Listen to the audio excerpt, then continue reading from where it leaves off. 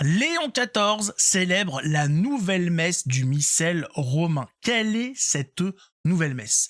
On en avait entendu parler il y a quelques jours. C'est une messe qui est consacrée à la terre. C'est une messe écolo. Hein, pas dans son comment dire, pas dans sa façon de faire. Hein, c'est pas genre elle demande moins de ressources. C'est qu'elle est consacrée à la terre qui souffre, la terre qui va mal. Pas sûr que ce soit à la base fait pour ça, la messe, mais pourquoi pas. Il faut voir un peu ce qui est proposé dans cette nouvelle messe du missel romain. On regarde ça ensemble, mettez un pouce, abonnez-vous. Alors, en vacances à Castel Gandolfo, Léon XIV a célébré ce 9 juillet une messe dans les jardins du palais apostolique en utilisant pour la première fois le nouveau canon de la messe pour la sauvegarde de la création. Nous devons prier pour la conversion de tant de personnes. Ah, ça, il faut prier pour la conversion de tout le monde. À l'intérieur et à l'extérieur de l'église. À l'intérieur de l'église. Il y a des gens à l'intérieur de l'église qui ne sont pas convertis, je comprends pas. Je croyais qu'à partir du moment où on était à l'intérieur de l'église, on était catholique, c'était bon. On va essayer de lire ça totalement. Hein. Nous devons prier pour la conversion de tant de personnes à l'intérieur et l'extérieur de l'église qui ne reconnaissent toujours pas l'urgence de prendre soin de notre maison commune, a déclaré Léon XIV en célébrant une messe dans les jardins du palais apostolique de Castel Gandolfo ce 9 juillet 2025. Donc les gens doivent se convertir à quoi? À l'urgence de prendre soin de notre maison commune. C'est quelle religion ça? Je comprends pas là. On doit se convertir à quoi là? J'ai pas saisi. J'ai pas compris. Nous devons prier pour la conversion de tant de personnes à l'intérieur et l'extérieur de l'église qui ne reconnaissent toujours pas l'urgence de prendre soin de notre maison commune. Il faut pas plutôt que les gens se convertissent pour reconnaître que Jésus est notre Seigneur? Hein? Pour reconnaître... pour connaître d'ailleurs que le catholicisme est la religion? Je comprends plus rien là. La formulation doit avoir des problèmes là. Je saisis pas là à quoi il faut se convertir. Je comprends pas. Il y a une nouvelle religion? Il faut des explications là, je suis perdu. Hein. C'est la première fois que le pontife utilisait le nouveau canon de la messe pour la sauvegarde de la création. D'accord, pourquoi pas? Pourquoi pas? J'ai rien compris là, hein. J'ai pas compris à quoi il faut se convertir. Hein.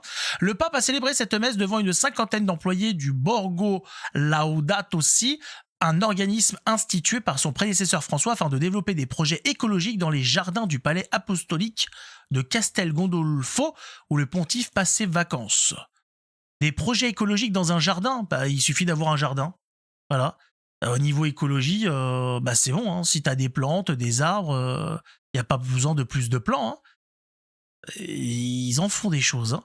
C'est dans cet organisme qu'est développé actuellement un projet viticole pour créer une cuvée du Vatican.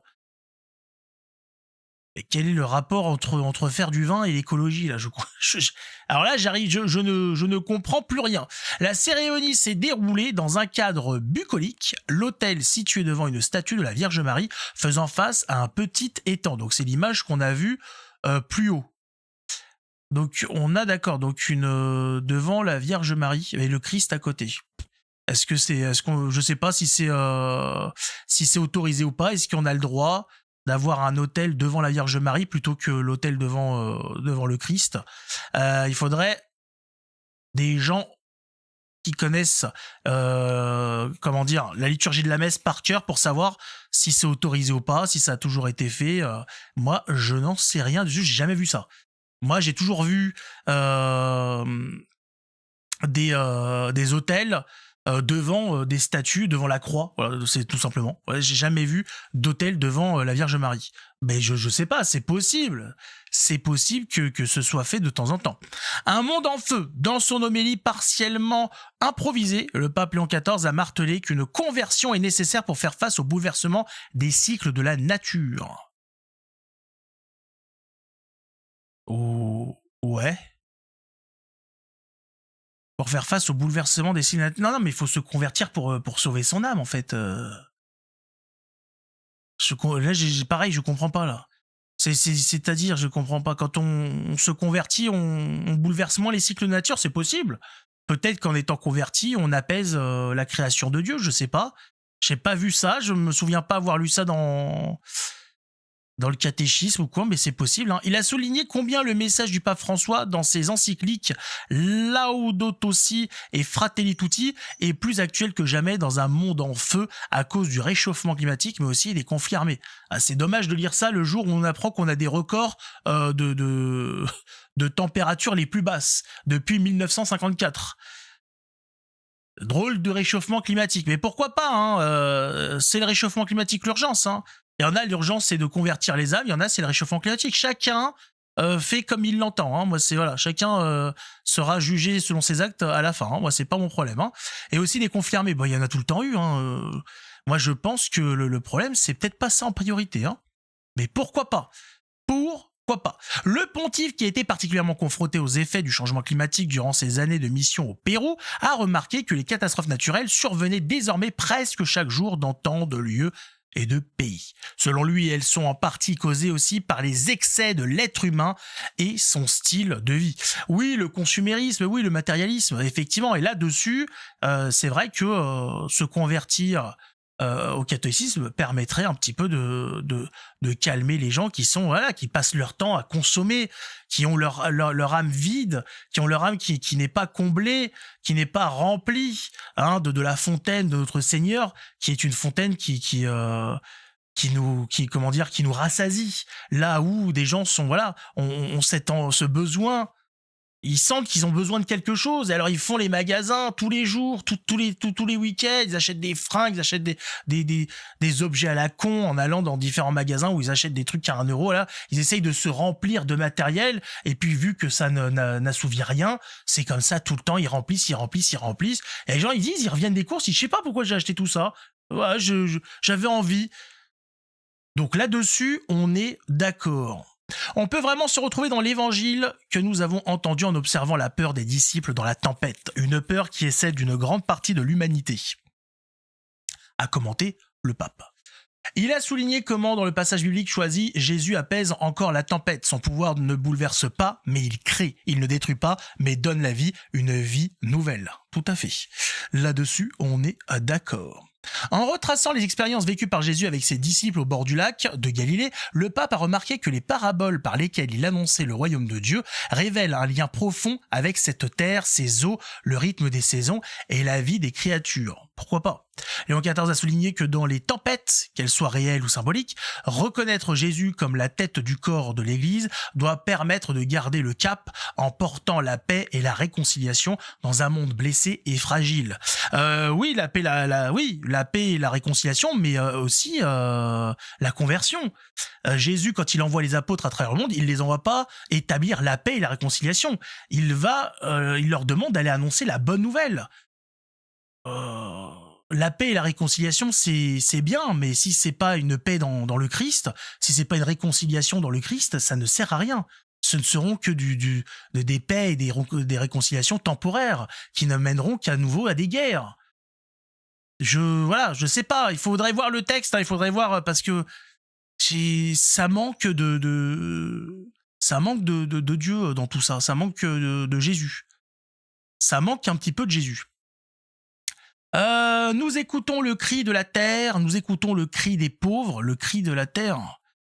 La terre, elle va bien, la terre, elle en a rien à faire de ce qui se passe. La terre, elle a connu des époques volcaniques, elle a connu des époques de grand froid.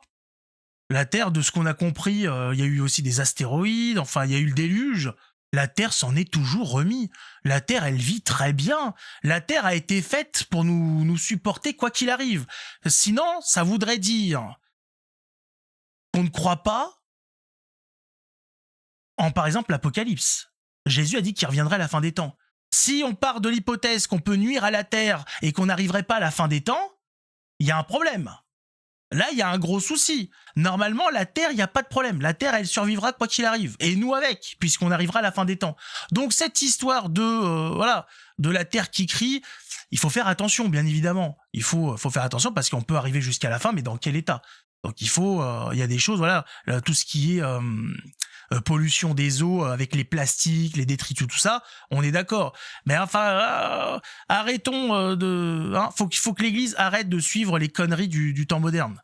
Parce que ça va nulle part. Quand on va découvrir que tout ça est de la supercherie, que le réchauffement climatique n'existe pas, que le CO2 n'a aucun impact sur le réchauffement, bah voilà, on va passer pour des cons. On va avoir des messes qui sont là pour la planète, qui vont être des messes qui vont on va dire c'était n'importe quoi. Et on peut pas se permettre de faire n'importe quoi dans l'église, hein? On le sait.